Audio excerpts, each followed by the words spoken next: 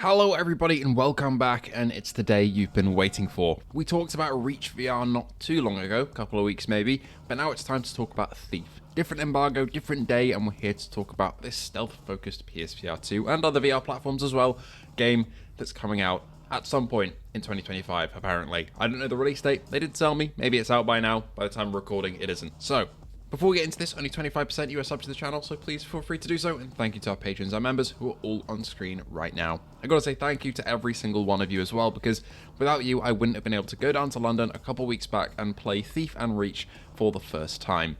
Without you, this channel and me are absolutely nothing, and it's because of you that this is even here, that this video exists. So thank you to that, and thank you to Jamie, Xena, everybody who organised the event, all the lovely creators there, and Reese from Games with T for coming down with me. It was such a good time. Anyway, let's talk Thief, shall we? I played on PSVR2, but an early build of the game. Apparently they had a later build kind of done already, but the one they were able to bring was a little bit earlier than that, and that was very clear from my playing. There were some UI elements missing and a bit of jank to certain systems, but overall, my impressions of the game came away positive. It wasn't quite as overwhelmingly positive as Reach. Reach felt in a state where it's basically finished, apart from a few placeholders. Thief is not really like that, at least in the state that we played it. But again, I have no idea how the actual build is coming along and how far it is. Maybe all these things are fixed and put in. But ultimately, the core mechanics of the game are good, is what I have to report to you. If you're looking for a Thief game, everybody who had played the original Thief games, I'm not one of them, I must say, felt that it was translated well into VR for this. Out of all the creators I spoke to who are big Thief fans, they felt that the game went in the right direction and felt like the games they know and love. First and foremost, let's talk PSVR2 because, of course, I played it on that platform. The game did feel reprojected to me. It had snap turn on by default and I didn't get a chance to turn that to smooth, so I couldn't quite definitely say yes or no. I did ask the devs, but the ones who were there were more talking about the game direction rather than the technical specifics of the game, so I didn't really get a straight answer on PSVR2 features, but it did feel reprojected to me. But it did feel like the frame rate was fairly stable all the way through, so in this early state, it felt pretty good. There were haptics in the controllers for all the actions like lockpicking, climbing, opening doors, hitting guards over the head, but if there were adaptive triggers and head haptics, I gotta say they didn't really stand out to me. There weren't really many opportunities to use the main triggers, to be fair, because the game doesn't utilise guns or anything of the sort. As for the actual structure of the missions that I got to play a tutorial and then a slightly more open level. So the tutorial was just guiding me through these narrow streets, and the open level was a mansion that I had to get into, get an item, take down some systems, and get out of there. So each of the missions started with entering, doing what I needed to do, avoiding guards, staying in the shadows, or if you're me, getting caught many times, and then extracting. You've always got to get out of there safely. They're linear in terms of your objectives. You've got to go and do this thing, but there's an open approach, so you could take different routes into the mansion, for example, less so in the tutorial because it's teaching you the ropes. That's very straightforward, but for the mansion level it was very much you can take whatever path you want. You can turn off, say, a generator if you want to take out the spotlights, or you could go and lower the guard gates if you want to get to certain areas, but these are all optional. You can go in and not do that. I know some creators who got in and got out without doing any of the side stuff, but I did a few. So there's a bit of freedom there, but ultimately you have your objective and you know what you got to do. In the build that I played, the markers telling me where to go weren't there because that was one of the UI elements that was missing, but the team did say they would be there for the full release and they were guiding me every step of the way, so I didn't really feel like I was lost throughout my playthrough. But overall, if you like that Thief level design where you've got a bit of freedom to approach your tasks, I think more like the Thief reboot from what I was told rather than the originals, then you're going to feel at home here, I think. Gotta say the environment as well, from what I've seen of Thief, looks like the established franchise. It's very moody, very dim, very London-like.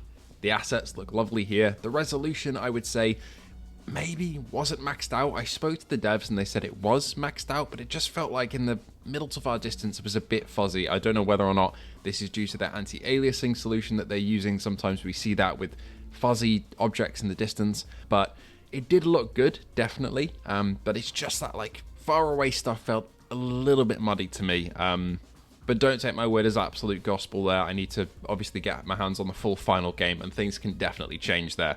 I think reflections weren't enabled as well, but apart from that, visually the game looks properly good on PSVR2 in terms of lighting and textures. It conveys that moody atmosphere correctly, in my opinion.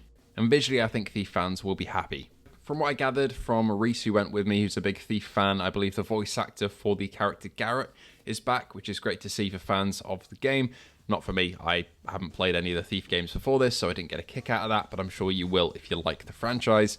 And the actual gameplay systems of movement and stealth are fairly simple. Movement is, again, done by snap turning, as I said, but I'm sure there'll be options for that in the full game. You've got your crouching, sprinting, normal running, and climbing, which is good to see. There's a bit of parkour if you want to climb up to certain ledges and get in the shadows that way, hide above in the rafters, above the guards. It all feels very sneaky and stealthy, and you've got a stealth meter in terms of your light on your left hand, a bit like the Metro games. It tells you whether you're in shadow or in the bright environments, and whether you're visible to guards, which gives you a bit of a helping hand about knowing when you're about to be put into a very bad situation if you're going to be caught or not. There are a few different weapons as well I got to play around with. There's a bow and arrow, which we kind of had some mixed responses to. I felt that it was pretty fun, if a little hard to use. Compared to the Reach bow and arrow, this was quite janky, didn't really feel as polished, but I'm sure there's a bit of work to go before launch on that one. But I was still able to hit a couple of shots, but for most of the time it was quite hard to hit a target. But there are a couple different arrow types. You can switch from fire, water, or sharp arrows, and these can be used to, aside from attacking guards and taking them out, also can be used to solve environmental puzzles. So for example, there was a section where you could look down into this burning flame as this fireplace was down below a chimney, and you could climb down it. There were handholds, but there was fire down there, so you could use a water arrow to put it out, and then you could climb down and be able to get into a room that was inaccessible before. So there's a couple different ways you can utilize the bow and arrow with different arrow types to make your way through the map, which I found was pretty cool. And I didn't experience this, but one of the other creators, I think it was Paradise Decay, did that. They got rid of the fire and climbed down, but as they were doing that, a guard came into the room and saw the fire was out, and they actually relit it and set fire to him, which is quite funny. So the AI does interact with these environmental hazards like you would yourself as the player, and they also interact with each other. So if you go and knock out a guard and another guard finds the one you've just taken out, they'll wake them up again and then they'll be back on patrol. So the game can be dynamic in that way, at least from what I've seen so far. You also have a bludgeoning weapon along with your bow and arrow, which was quite a bit of fun.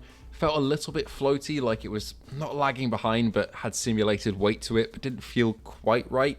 But it was still quite a lot of fun to hit a guard in the legs, they go down, and then you hit them over the head, and you can knock them out. That felt really satisfying, and it was probably the thing I did the most throughout my playtime in the game for about 40 minutes or so.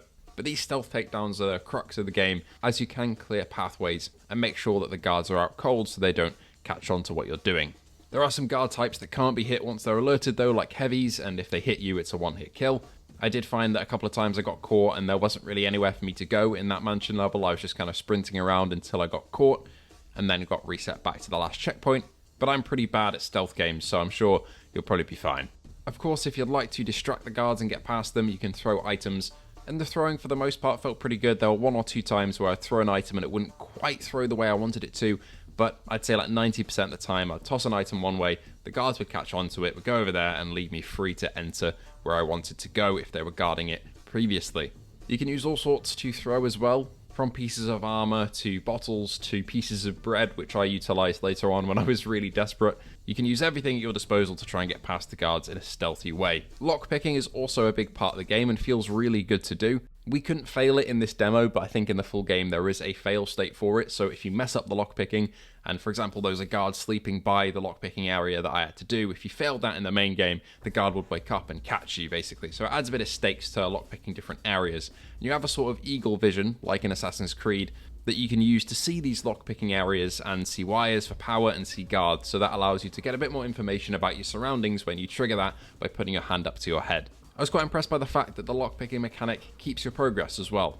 So for example, if I went up to a lock and I was halfway through picking it and then I left and then came back, it would still keep my progress and I could just continue on from where I was.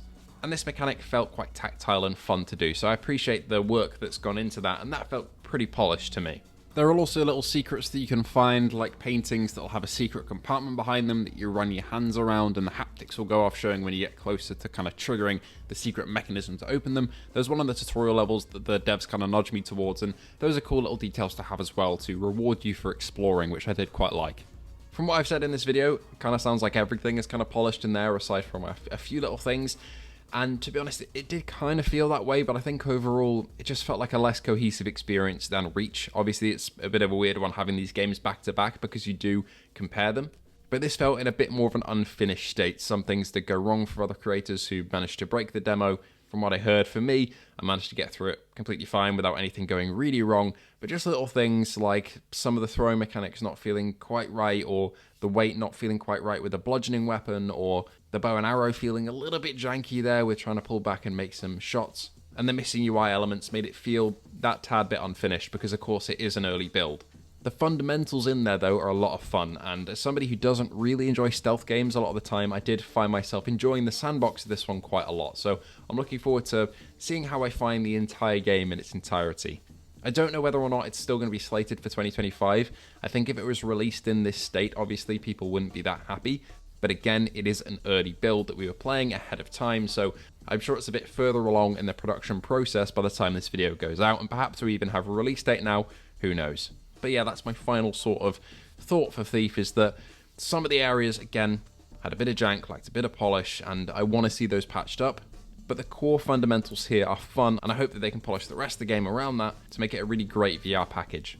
Overall, let me know what you think. If you have any questions about the Thief VR game, obviously let me know in the comments below. Overall, though, I really did enjoy my time with this one. Both this and Reach, I came away positive, so I'm looking forward to the full release. Thank you so much for watching, and I hope to see you all in the next one.